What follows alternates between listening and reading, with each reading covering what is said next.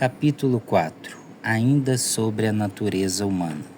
Michael S. Horton, em um documento escrito pelo mesmo por nome de Pelagianismo, a religião do homem natural, ele menciona que no comentário de Pelágio sobre a carta aos Romanos, o mesmo afirma que o homem natural não é concebido em pecado e, consequentemente, a vontade humana não está presa a uma natureza pecaminosa e suas afeições, colocando a condição do homem diante de Deus como um ser totalmente livre, podendo escolher seja o bem ou o mal, sem nenhum tipo de influência interna e sem necessitar do auxílio da graça. Historicamente falando, vemos que em 412 d.C., os concílios de Cartago. Historicamente falando, vamos ver que em 412 d.C., os concílios de Cartago e Mileves condenaram o pelagianismo. O mesmo se repetiu em 431 d.C. pelo concílio de Éfeso e em 529 d.C.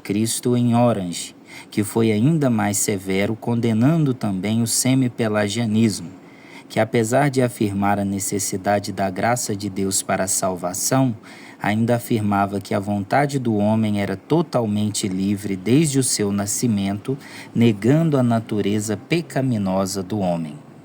Capítulo 5. Efeitos da depravação humana e a ação divina em nosso favor. O homem se tornou indiferente com relação a Deus, vivendo como se ele não existisse ou simplesmente não se importando com o que Deus pensa da sua maneira de viver.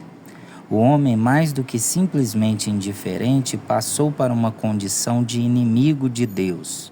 Romanos capítulo 8, versículo 7 e Tiago capítulo 4, versículo 4.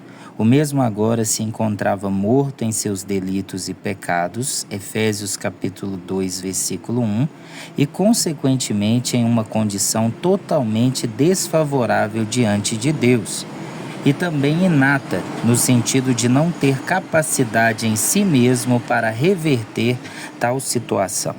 À luz das Sagradas Escrituras, o próprio Jesus Cristo nos revela que o homem, no seu estado natural, isto é, sem qualquer auxílio da graça divina, se encontra em uma condição de escravo. João 8,34.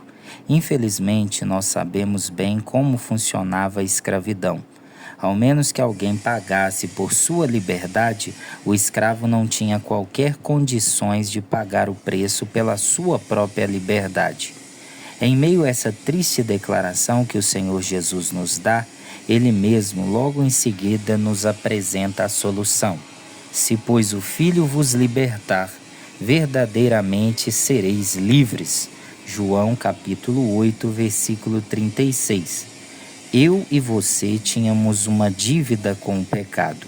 Éramos sujeitos a ele, dominados por ele, conforme nossa natureza. A liberdade nos era impossível por nós mesmos, mas